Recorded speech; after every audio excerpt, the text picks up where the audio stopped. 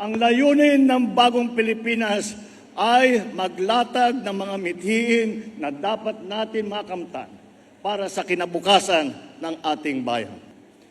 It is a call for transformation.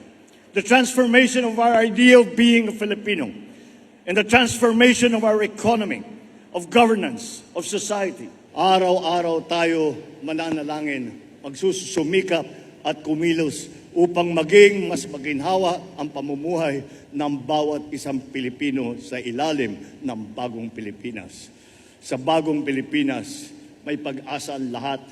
Ang pag-asa ng bayan ay nasa ating lahat. Mabuhay ang bawat Pilipino, mabuhay ang Pilipinas, mabuhay ang bagong Pilipinas!